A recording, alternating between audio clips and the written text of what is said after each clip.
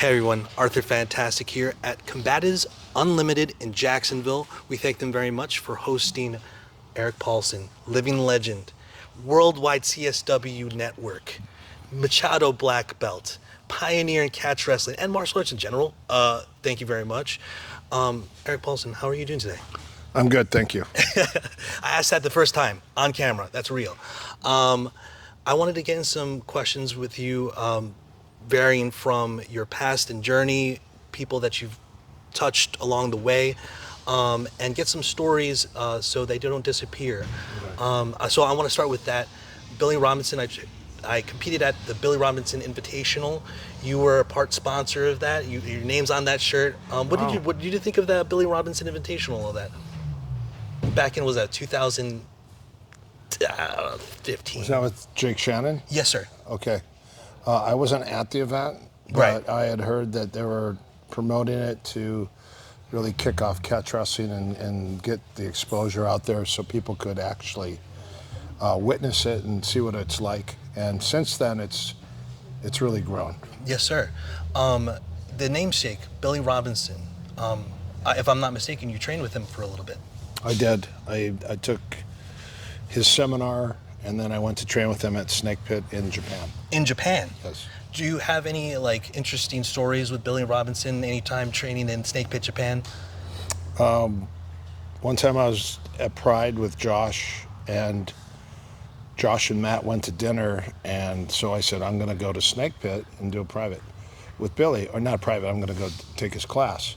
But the day before I was there, I was with Josh, and I was in the ring, and Billy had said, I know Josh, but who's that with Josh? And he said, oh, that's Erik Paulson, that's his coach.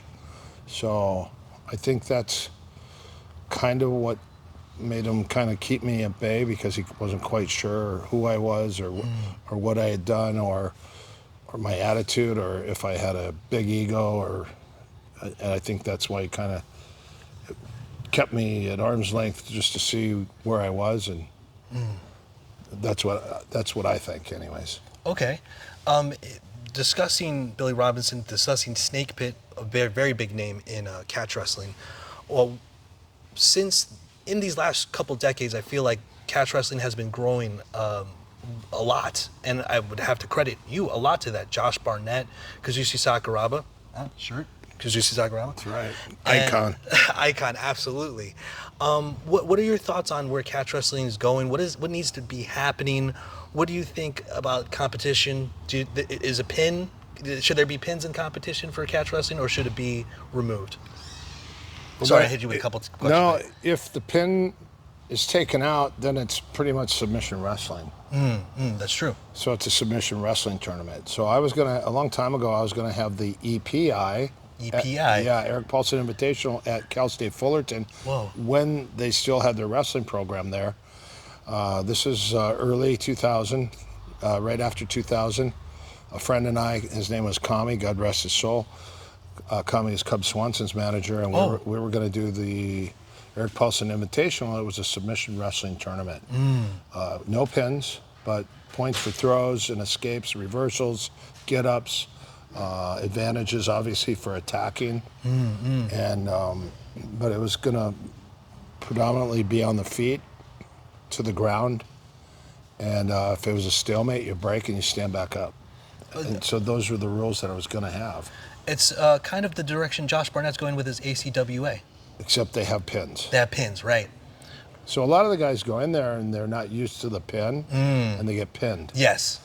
But it's something that you got to train. I mean, Yes. if you're going to go to a catch tournament, you need to train the pin, because a lot of guys just jump on their back and stay on their back. Right. And they don't really address the pin, and then some guys are on their back and all of a sudden they go 1,000, and it's a 3-second rule, which I like. I like that too. It's not a flash.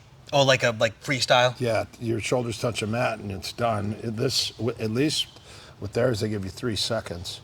So what it is, it's kind of getting guys to learn how to wrestle more from their feet, and then also learn how to pin, and then submit also. Right. So, I know 10th Planet has been playing a big part. A lot of their guys have been joining and doing it. Shout out to Eddie Bravo, also That's recently right, Eddie. interviewed on the channel. And then CMMA has been a big part of it. Chad George's guys. Chad George, wow. Yep. And then Snake Pit. Chad George, did you do lockflow.com? Were you on there? Lockflow.com? Do you know what I'm talking about? I don't know. Okay, skip that. Never mind. Yeah, sorry. But I'm sure he has some good sites out there. He's been around for a long time. Oh, yes, sir. So he trains a lot of good fighters. He has good fight practice and loves the ground stuff. So that's good. But one thing, I believe it's cool to see Josh and Fergus McTaggart get together and really promote the catch wrestling. And that, you know, I talked about it before, and then those guys jumped on it. I didn't jump on it because I was still kind of promoting a lot of amateur fights, and I just didn't create. I was going to have I have had in-house tournaments with my guys. You can't have an in-house tournament and invite other gyms unless you try to work a sanction out somehow, or the boxing commission gets involved. Really? It's Is that thing in California, or is that just general? California. Wow. So I don't know if they have to deal with the commission at all, but I know as soon as they're striking, like slapping, the commission wants to get involved. So like Eddie Bravo Invitational, I know they were talking about trying to sanction it because of the slapping. Really? Yeah, and then there was some amateur MMA matches in California, and they were going to have the slapping, jiu-jitsu, combat jiu-jitsu. Combat jiu-jitsu, okay. And they said no slapping, and it's just jiu-jitsu. So it's kind of weird, kind of strange, but Boxing commission being involved, that's ridiculous. Typical. well, the biggest thing I think is that the catch wrestling tournaments are fun. Yeah. They're exciting. I think more people should do it. It's just a lot of the jiu-jitsu guys, they don't know the pin, they don't practice the pin, and most of their work's off their side or their back. So Yeah. the pin's already there. And so a lot of them don't want to do it. And then they also don't acknowledge, because some of the submit, you can neck crank. I don't know if they don't allow the heel hook just because of the amount of injury that's incurred. And Right. I think the toe hold's legal. But yeah, the heel hook that's what destroys things. Devastating. It's funny how old Pancrase, they used to do the heel hold, heel hook. It was heel hold back then. Heel hold. It's called a knee hold and a heel hold. Okay. And these big guys were getting a hold of the heel on the shoe and just blowing each other's knees out before they could get to the rope escape. And they all had wrestling shoes on. So they said, okay, no more heel hooks. Only toe holds and steering wheel locks on the ankles. And I go, it's the same thing. You're going to blow out the ankles. It's the same thing. Right. A heel hook and a toe hold are almost the same move. Yeah, same mechanical movement. Twisting the foot, torquing the knee or the ankle. And then the steering wheel is the same thing. You grab the toes and the heel and boom, you can just torque the crap out of it. Jeez. So just make people aware of it and make everyone aware of defense, and that when you're grabbing it, acknowledge it, but don't let someone grab it and just try to pop your knee or your ankle. Right. A lot of guys get put in a heel hook and they go, oh, I don't feel it. And then their knee breaks and they go, oh, I thought it was in the heel or the ankle. And they're like, no, it's in the knee. And they go, well, I didn't know that. Right. So I think acknowledging the fact, but you know, you're looking at black belt jiu-jitsu tournaments now are allowing the heel hook. Right. It's the second behind rear naked choke. Yeah. Rear naked choke's the most effective, followed by the heel hook. In 1996, I hit a reaping Achilles lock. I reaped left, I reaped right, I reaped left, I reaped right. I finished. And then the next year, no more reaping. No reaping allowed. And At the Pan Ams? Yeah. Oh, wow. You're changing the rules. I just want to acknowledge, like, you are one of the fathers of modern leg locks today. In fact, we were talking about Eddie Bravo a second ago. He credited the leg locks they were doing early at 10th Planet to what Josh was bringing there, and then you were teaching Josh those leg locks. Well, I started Shudo catch wrestling in 1988. 1988. I started in Horian and Hoyce's garage in 1986. So I started doing privates in 1986 in Horian and Hoyce's garage. I had Horian, then Hoyce, and then Higgin came in one day to teach. Wow. And then I wanted to get a little more ground, so I went to Hickson. And then Hoyce made me make a choice between him and Hickson. I said, I'll do both. I'll come here one day. I'll come here Monday, and I'll go there on Thursday. Right. And he goes, you have to choose a team. You cannot play on 2 football teams at the same time. Wow. And I go, I'm playing Team Gracie. And he goes, it's either me or my brother. And I was like, wow. and at the time they were teaching more self-defense, which I'm glad I did. I'm glad I learned it from them firsthand, because a lot of the people today never got the self-defense. Right. It's all sports stuff. It goes right to sports. Yeah. So I'm glad I got it. And at the time I said, in 1988, I got a video from Sensei Yuri Nakamura, and I said, can I see Shudo in Japan? He handed me, and I watched the fights, and I go, well, I can do that. I strike, I throw, I kickbox, and I grapple. And there was no face punches. I go, I would be more than happy to do that right now. Wow. Did they have gloves back then, or were they just going bare fist, knuckle there? No, it was gloves, knee pads, and shin guards. Whoa. But no face punches. No face punches. Until the UFC came out and they said, how come we don't have ground face punches on the ground? And they go, and then the fighters went above Sensei Sayama, the founder, and started it. They're like, hey, we want to have punches on the ground. Whoa. To the face. No elbows. Japanese audience doesn't like blood. Oh. So no headbutts and no elbows, but punches on the ground. Now you go to Pride, no elbows. Hold on. Yeah, you can stomp the face. You can shin soccer kick the head. You can punch the head, but no elbows. So that was a strange rule. it's a cut. It's a cut. They don't like the blood. They don't like the blood. Switching gears here, you were talking about in-house tournaments and your guys. Right now, you're training for MMA and in general. Kade Ruotolo, Tye Ruotolo, some of the best grapplers on earth. Happy birthday, boys. Oh, happy birthday. Whoa, is their birthday right now? It was their birthday, well, all weekend long. They just turned 23. 23? They're 23? Oh my gosh, that's insane. Some words on Kade Ruotolo, Tye Ruotolo. Would you consider them catch wrestlers now? Are they catch wrestlers? Catch style, but they're jiu-jitsu originally, but I've been working privately with them on all the different oddities of submissions and exotics and variations. So their style is a lot more diverse, and then we're working a lot of all the different takedowns, all the different styles of takedowns, different tie-ups, straight to attack. A quick kill is our motto. So when they fight, they're after the quick kill, the immediate takedown to submission. Your style is very direct. He's an encyclopedia of movement. And today at the seminar at Combatives Unlimited here in Jacksonville, we Juan Perez, thank you very much for having us here and for letting us do this interview. Combat vet. Thank you for your service. Thank you for your service. The number of moves and just even the small moves, if someone shucks and they look away, you just shoved them in the face a little bit and then you went to a blast double.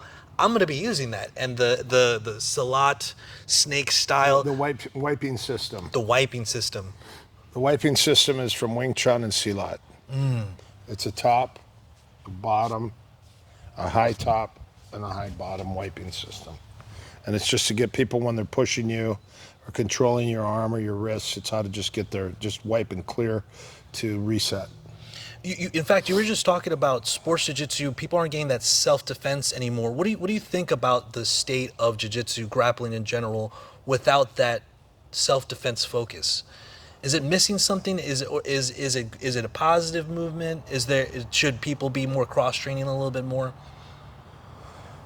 For general civilians, I think you should have a combative self-defense aspect into your sport stuff. So like we mix it.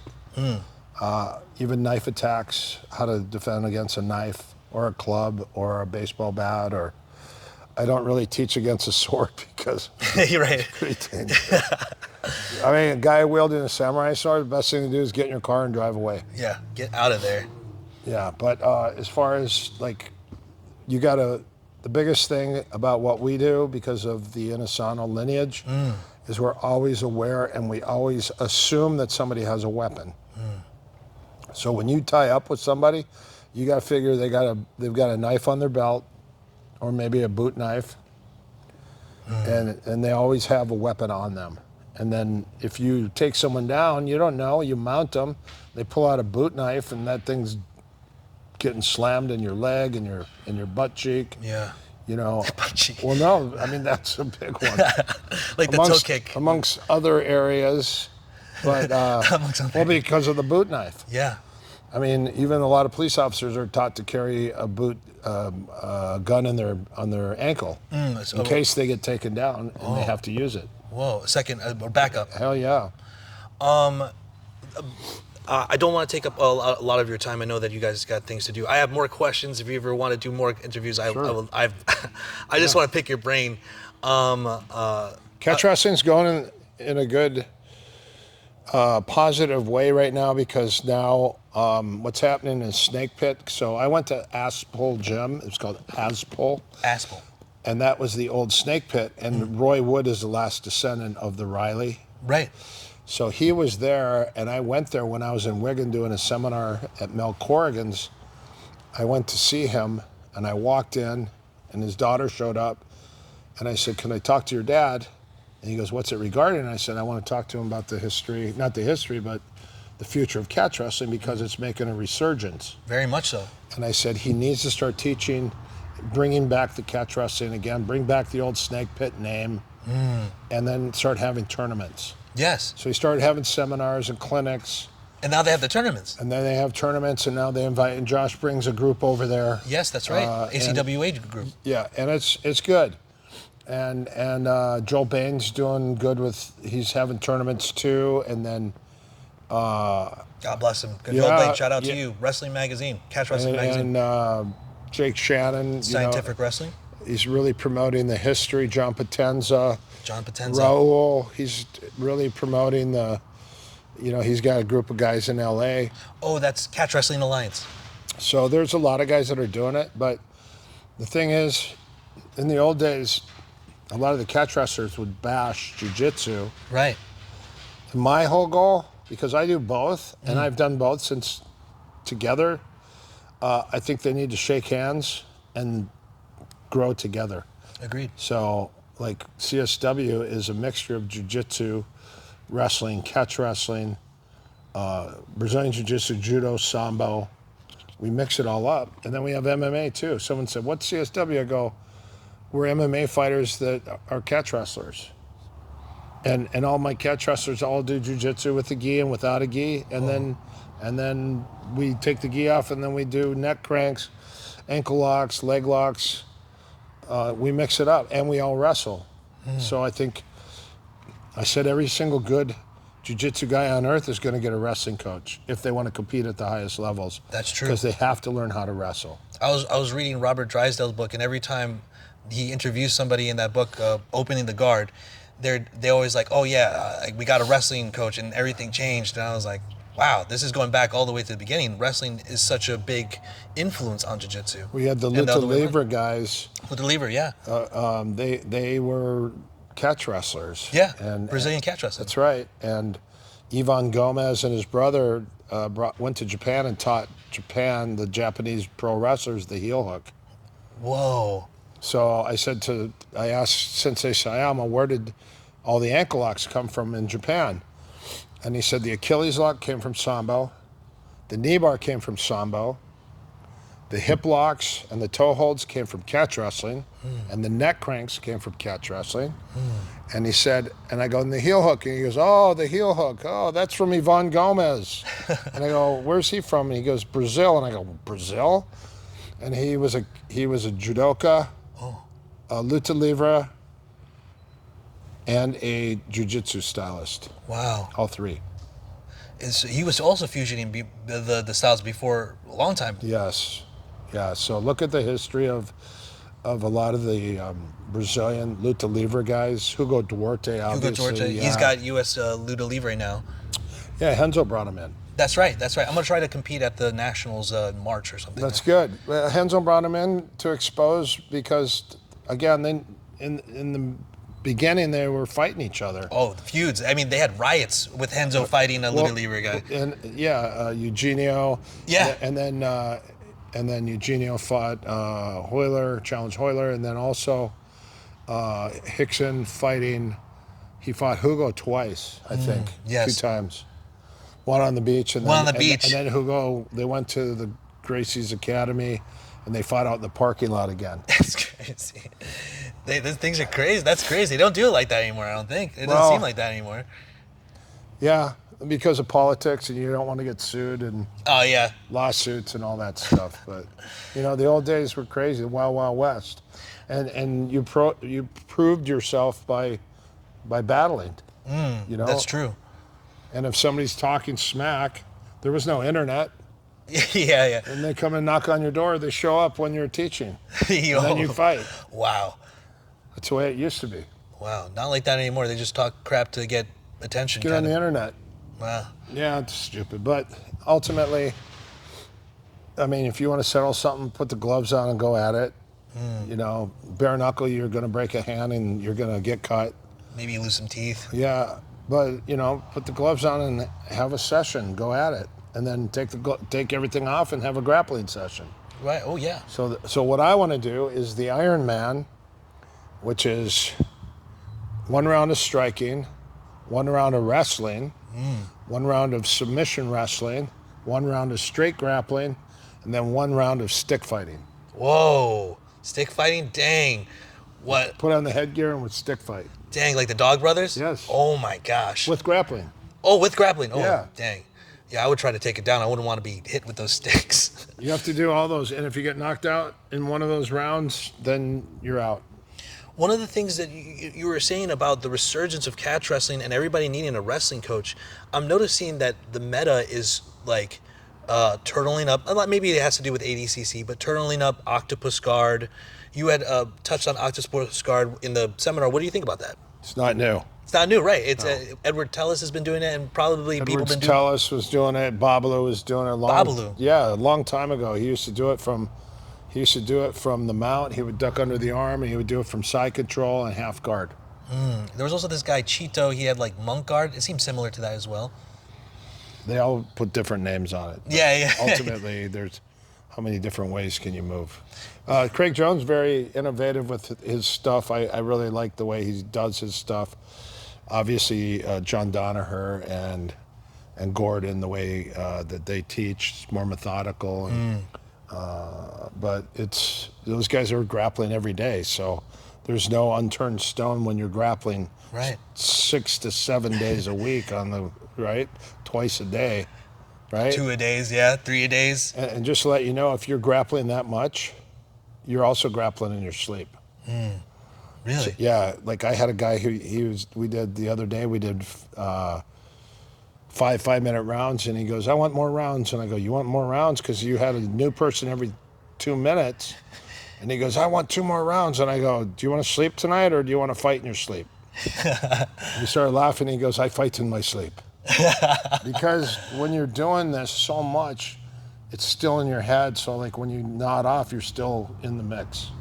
My wife Taylor, she'll go to hug me and I'll get inside control. I'm like, oh wait, no, I love you, babe. I love you. Never give him your back or the underhook. Right. I know. I'm like, she tries to get my back. She tries to arm drag me. How dare she? Do you have any other of your students coming up? Do you have any seminars that you would like our viewers to hear about? Just go on ericpaulson.com, check out my seminar page. You have I'm booked solid till next year. booked solid to next year. And He's got a then- book too. Speaking of books. Yeah, I've got American Submission Wrestling. One of my partners that helped me with it, he was out interviewing everybody. Matt Garanahan, God bless his soul, he just passed. Oh, rest in peace. Rest in Yeah, peace. so, and then Matt Callahan, is that what his name? Matt Garanahan. Granahan. But I'm booked solid with that, but also I got the Ruotolo brothers fighting, and it's a divine assignment. So I came out of retirement to train them for MMA. Really? Wow. Assignment. Wow. So now we're 5-0. Yes. Fighting for one fighting championship. Cade's got hopefully a match coming up in March, if possible, and then I know Tye has a grappling match. So nothing signed for Kade, but Tye's got a grappling match coming up too. So it'll probably be good if they're on the same card because I can kill two birds with one stone. That'd be right. Just fly over there. But most of the time when they do just like straight grappling in one, I don't corner them unless it's like CJI, because I was doing privates and working with them secretly. That was crazy. That you being at CJ, that was a monumental event. Of course, Erik Paulson needed to be there. Well, wasn't planning on being there. I was just doing privates and helping them out with some innovative ideas for attacking. And then Pat Tenori said, "Hey, you're cornering the boys at CJI." I go, "I am." I have a jiu-jitsu camp that weekend, but I said, "Okay, all right."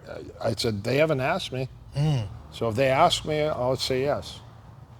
And then they asked you. Well, I know that Galvao had other guys that he was cornering, so they said he's not going to be available. And I said, "Well, isn't it Galvao and Tye in Cade's corner, and then Kade and Galvao in Tye's corner?" Right. They go, "Yeah, but again, he's floating," and I was there the whole time with him. I went through all 4 fights for Kade, all 4 matches, and then the 2 with Tye. So it was exciting. Yeah. They need to bring back that first format one more time. $1 million. Not the second one they did. The quintet. Yeah, I no, didn't like that one no. that so much. I like quintet. Thank you, Sakuraba. Thank you, Josh Barnett, for inventing Yes, it. thank you. But the way that they did it with the CGI just didn't work. I wasn't as excited. They changed some of the rules too. You know what I mean? It wasn't the same. They got to go back to the first one. Winner takes all. $1 million. Well, if they do that again, the Ruotolo said they will compete again. Yeah? Yeah. Oh, I'd love to see that. I love that format. It was so exciting, so much hype. Everybody was trying to watch that one. $1 million on the line. $1 million man. Closing thoughts. Keep training, roll hard, roll every day as much as you possibly can. Keep training, stay positive.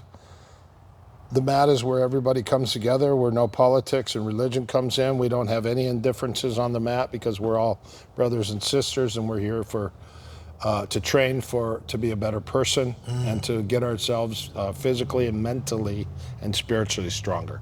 100, I agree. Yeah. Once again, I want to thank you, Sensei Paulson, for everything that you've done for the sport. You're welcome. For being a badass, for carrying the flag of catch wrestling. My coach has 2 copies of Netbreaker on his shelf. He wanted to be here today, so he also sends his regards. Thank you. Scary Thank Terry, you. shout out to you. And thank you for doing this interview. Thank you, Juan, Combatives Unlimited. Check him out in Jacksonville. ErikPaulson.com. Check him out, and his upcoming seminars, they're available.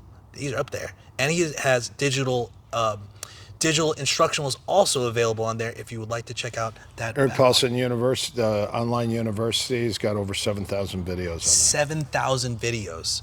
So there is encyclopedia, and I'm sure that 7,000 videos doesn't even cover everything that he knows. We have 10 titles also on bjjfanatics.com. 10 titles. Yeah, we have 10 finished already that are out. Wow. The new Combatives will come out in 2 days. 2 days.